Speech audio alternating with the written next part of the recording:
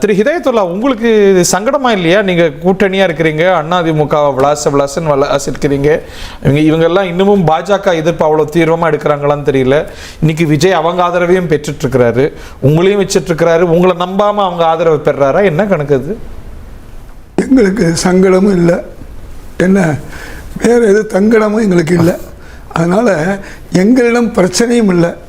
நாங்கள் ஒரு மதசார்பற்ற கூட்டணி உருவாகணும்னு சொல்லி முதல்ல ஓடி போய் ஆதரித்ததுக்கு காரணமே அங்கே வந்து வேற யாரும் உள்ள வந்துடக்கூடாதுங்கிறக்காண்டி தான். இப்போ 25 பேர் வந்திருக்காங்களே. 25 இல்லை, விட்டா 47 பேர் வந்திருப்பாங்க. தாமதம் தான் அவங்களுக்கு காரணம். நாங்கள் அதை ஒரு கட்டையை போட்டு நிறுத்தணும், இவ்வளவுதான் விஷயம். இப்போ விஷயத்தை புரிஞ்சுக்க. இப்போ 25 47 பார்த்துருக்கீங்களா? 47 ஆதரவு கொடுக்கறதா சார். என்னமோ இவங்கெல்லாம் பதவி பித்தர்கள், அவர் பதவியே வேண்டாம்னு சொல்லி அவர் பிரச்சனையை எல்லா இடத்துலையும் நான் தான் முதல்வராக இருக்கணும், சட்டமன்றத்தில் நான் தான் முதல்வராக இருக்கணும், கட்சியிலையும் நான் தான் முதல்வராக இருக்கணும், எல்லாத்துலேயும் நான் தான் முதல்வராக இருக்கணுங்கிற பிரச்சனை வந்ததுனால தான் சார் இவ்வளோ பிரச்சனையும் வந்துச்சு. அதாவது தன் பிள்ளை மேலே அவர் சிவிஎஸ் வந்து சத்தியம் செய்யணும்னு சொன்னார்னா சாதாரண விஷயம் இல்லை சார்.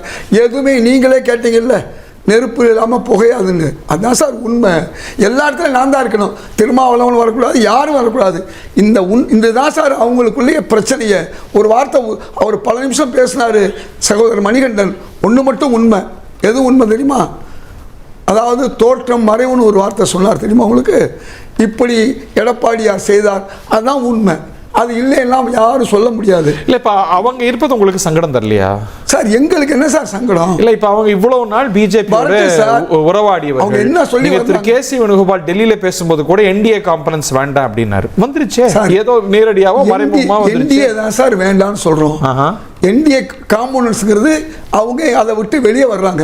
இப்போ நான் என்ன கேட்குறேன், இதே எடப்பாடியார் அண்ணா எம்ஜிஆரை திட்டினார்கள், ஜெயலலிதாவை திட்டினார்கள், பாஜகவோட ஒட்டுமில்லை உறவில்லைன்னு சொன்னது எந்த வாய் சார்? அந்த வாய் தான் அடுத்து பாஜகவோட சேர்ந்துச்சு. யோசிச்சு பாருங்க. பச்சை மங்கள் கையெழுத்திட வேண்டிய என்னை அசிங்கப்படுத்தினார்கள். ஊர்ந்து போய் அவர் முதல்வரானாரு, அவர் என்னை அசிங்கப்படுத்தினார் சொன்னது நாங்கள் இல்லை, திரு அண்ணாமலை சொன்னார். ஒரு விவசாயியுடைய மகன் தற்கூரிங்கிற முதல் வார்த்தையை கண்டுபிடிச்சது அவர் தான். யாரை தற்கூரின்னு சொன்னார் தெரியுமா? ஆமா, திரு அண்ணாமலை சொன்னார் சார். எடப்பாடி பழனிசாமியை எழுதி எல்லா இடத்துலையும் வர்ற விஷயம் சார். தற்கூரிங்கிற வார்த்தையை அவருக்கு தான் சொன்னார். யார் சொன்னது? சொன்னது அண்ணாமலை, காங்கிரஸ் இல்லை. இப்போ நாங்கள் எங்களை பொறுத்தவரை அவங்க அதிமுக உங்களோடய வந்திருக்கிறாங்கல்ல, அவங்கெல்லாம் நிறைய அண்ணாமலையோட ஜிகிடி தோஸ்த் இல்லை. நான் இல்லை சொல்ல சார். யார் நான் கேட்கறது இல்லை. இப்போ உங்களையோ இல்லை இப்போ உங்களோட பின்னாடி வந்திருக்கக்கூடிய அவங்களையோ மட்டும் நம்பி இருந்தால் அது சிக்கலனால இவங்களும் வந்தால் ஒரு சேஃப்டி நெட்டுன்னு தாவே கணிக்குது. யாரை நம்பி நான் பிறந்தேன் போங்களா போங்கன்னு ஒரு பாட்டு, அவருக்காண்டி ஒரு பாட்டு பாடுறேன், அதை கொஞ்சம் முழுசா பாவோம். அதை விட இன்னொன்று சொல்கிறேன், யாரை நம்பி இல்லைங்கிறதுக்கு இன்னொன்று சொல்கிறேன். அதாவது பெட்டை கோழிக்கு கட்டி சேவலை கட்டி வைத்தவன் யாரடா? யாராவது கட்டி வச்சாங்களா? அது 8 குஞ்சுகள் பொரித்த பின்னரும் சோறு போட்டவன் யாரடா? இதுவும் பாட்டு. அதை விட அதிகமாக ஒரு வார்த்தை, வளர்ந்த குஞ்சுகள் பிரிந்து போனதும் கவலையின்றி இருந்த பறவைகள் தானடா. அதுக்கு அடுத்து ஒரு வார்த்தை இருக்கு.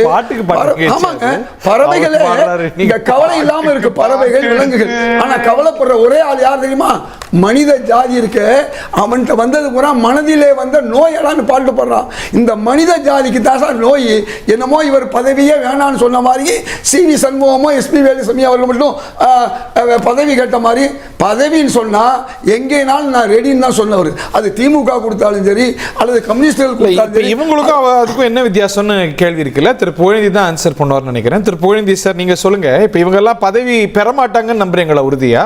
இப்போ அந்த அமைச்சரவை விரிவாக்கத்தில் எஸ்பிவியோ சிவிஎஸ்ஓ இவங்களோ இருக்க மாட்டாங்கன்னு நினைக்கிறீங்களா? பதவி வேணாம் யாரும் சொல்ல போறது இல்ல, பதவி கொடுக்க மாட்டேன்னு அவரும் சொல்ல போறது இல்ல. இருப்பாங்க.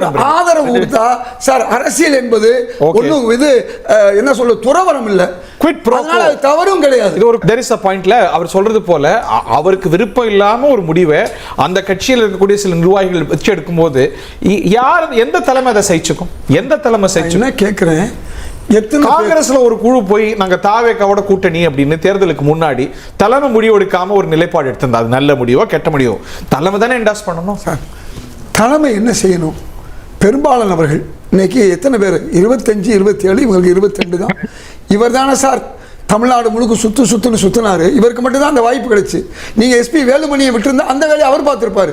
இன்னைக்கு எடப்பாடிக்கு வந்து அதிமுகவுடைய பொதுச் செயலாளராக இருந்தனால, நிதி ஒதுக்குனதுனால ஊராக அவர் போனார். அது வேனில் அது என்ன எஸ்பி சண்முகம் போயிருக்க முடியாதா? வேலுமணி இவருக்கு முழு பொறுப்பும் கொடுத்துருக்காங்க சார்.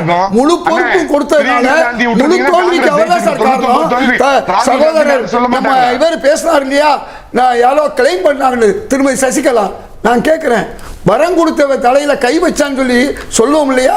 ஒரு காலத்தில் விஸ்வரூபம் எடுத்த சசிகலா உங்களுக்கு குண்டூசியா போயிட்டாங்க. அந்த குண்டூசினால தான் சார் என்ன நடந்துச்சு, தென் மாவட்டங்களில் 15க்கு மேற்பட்ட இடங்கள்ல அதிமுக தோல்வியை தழுவுச்சு. அது முதுகுல தூளா இருக்கலாம், சாத்துளா இருக்கலாம், சிறு துரும்பம் பல்குத்த உறவு சார்.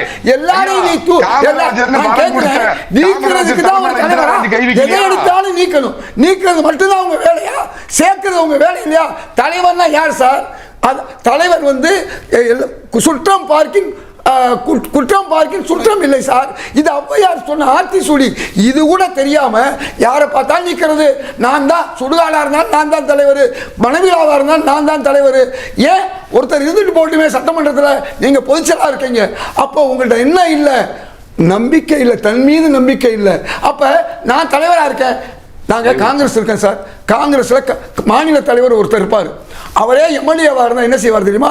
சிஎல்பி பதவியை விட்டுருவார். சிஎல்பிக்கு வேற ஆளை கொடுத்துருவார். இப்படி விட்டு கொடுப்பவர்கள் கெட்டு போவதில்லை. இதுவும் ஆர்டிஸ்ட் உள்ள ஒன்றா எடுத்துக்கங்க. ஆக யார் விட்டு கொடுப்ப, நான் கேட்குறேன், இன்னைக்கு போனோம்னு சொல்லி நீங்கள் இந்த இருந்த குழு வந்து பதவிக்கு காப்போன்னு சொல்கிறீங்க இல்லையா? நான் கேட்குறேன், ஒரே ஒரு விஷயம்தான். பொதுவாக என்ன சொல்லுவாங்க, அயோக்கியர்களுடைய கடைசி புகலிடம் எதுன்னு சொல்லுவாங்க, அரசியல். அது எல்லாருக்கும் உள்ளது சார். அதாவது politics is the last asylum of இல்ல, politics is last resort of scoundrel. அதான் லாஸ்ட் அசிலம். நான் சொல்றது இன்னும் பெட்டர் இங்கிலீஷ், ஸ்கவுண்ட்ரல் சொல்றாங்க. எதுக்கு சொல்றேன், அரசியல்ல வந்து எடப்பாடியார் ரொம்ப புனிதமானவர், பதவி கேட்டு போனா. அப்ப நீங்க அவங்களாவது பதவிக்காக போறான்னு வச்சுக்குவோம். நீங்க பதவி கொடுத்தவங்க தலையில என்ன பண்ணீங்க? அவர் அந்த அம்மா வந்து சிறையில இருந்து திருப்பி வந்த பின்ன அவங்களுக்கு கிடைத்த கொடுமைகள் என்னன்னு அந்த அம்மா சொல்றாங்க, நான் சொல்லல. அப்ப எல்லாரையும் நிக்கிறீங்க, எல்லாரையும் விளைக்கிறீங்க, நான் தான் எல்லாரும் நின்றீங்கன்னு சொன்னா என்ன சார் நடக்கும்? வரலாறு திரும்ப சார். ஹிஸ்டரி ரிப்பீட்ஸ் இட்செல்ஃப் சொல்லுவாங்க. ஒரு அளவு இருக்கணும் எதா இருந்தாலும். நான் நம்ம கட்சி, என்னை முதல்வராக்கிய கட்சி, என்னை பொதுச் செயலாளராக்கிய கட்சி, அதுல உள்ள உறுப்பினர் சொல்றதை நான் கேட்கிறேன். ஏன் ஆதரிக்க கூடாதா? நீங்க மட்டும் திமுகவோடையோ மற்ற கட்சிகளோட சேர்ந்து முதல்வராக இருக்கலாம். ஏன் ஒட்டுமொத்த அதிமுகவை ஆதரிச்சிருக்கலாம்? ரொம்ப 10 seconds நான் மற்றவங்கள்ட்ட விரிவா. எடப்பாடி பழனிசாமி தன்னுடைய உயரம் புரியாமல் ஒரு அகில இந்திய கட்சியினுடைய தலைவரா இருக்கிற ராகுல் காந்தி கிட்ட போட்டி போடுறது மிக தவறுங்க. அவரு 99 தோல்வி வாங்கியிருக்கிறார். இன்னும் ஒரு தோல்வி வாங்கினா செஞ்சுரி அடிக்க போறாரு. எடப்பாடி 10 வாங்கிட்டு அவர்கிட்ட போட்டி போடுறாரு சார். நீங்க உங்க தோல்வி சாதாரண தோல்வி இல்ல சார்.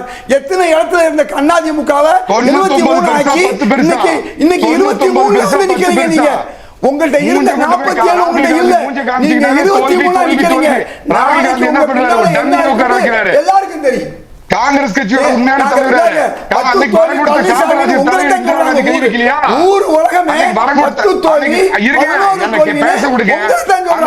எங்களை சொல்லல. நாங்க நேற்று கேரளா ஆட்சியை பிடிச்சிருக்கோம். இந்த தேர்தல்ல கூட்டணி ஆட்சி தமிழ்நாடு கேரளாவில் ஆட்சியை பிடிச்சிருக்கோம். பிடிச்சீங்க. இருக்கிறவங்க எல்லாம் நீக்கிறது, இருக்கிறவங்க இல்லாம ஆக்குறது, யார் சொல்றதையும் கேட்கறதுல மணிகண்டன் மாதிரி உங்களை மாதிரி தான் உங்க சாமி எடப்பாடியா இருந்தா என்ன செய்ய முடியும்? இதுதான் சார் தவறு. ராகுல் காந்தி மாதிரி மாறுறாரு. ராகுல் காந்தி பேசுறதுக்கு உங்களுக்கு என்ன சார் இருக்கு? இன்னைக்கு அவர் ஒரு தேசம் போயிட்டு இருக்காரு சார். நாடு முழுக்க போயிட்டு இருக்காரு. எந்த பதவியில இருந்தல அடிமையா இல்ல, அவர் அடிமையா இல்ல சார். நீங்க அதை புரிந்து கொள்ளுங்க. குமார் சொல்றதை பார்த்தா முதல்வர் விஜய்க்கு பாஜக எதிராக இருக்கிறது மரியமா சொல்றார். நான் சொல்ல வந்தது, அம்மா உணவகத்தை சரி செய்கிறேன் என்று இன்னைக்கு முதல்வர் விஜய் சொன்னதுக்கு இன்னைக்கு வரை அதிமுக தலைவர் சொல்லலை. அதே நேரத்தில் மகளிர் உரிமை தொகை கொடுத்தாலும் 100 யூனிட்டை 200 யூனிட் ஆக்கணும். யார் சொல்றா? முன்னாள் முதல்வர் மாண்புமிகு ஸ்டாலின் என்ன சொல்றாரு? எங்களை பின்பற்றுகிறார்கள் சந்தோஷப்படுறாரு. எங்க எல்லாரும் எங்க திராவிட மாடல் ஆட்சின்னு. ஆனா எதுக்குமே திரு முதல்வர் விஜய் கருத்து சொல்லல. ஆனா அம்மா உணவகத்தை நான் சரி செய்யும் போது என்ன செஞ்சிருக்கணும் அதிமுக? அதிமுக இன்னும் அந்த தலைமை சரியாக வரல.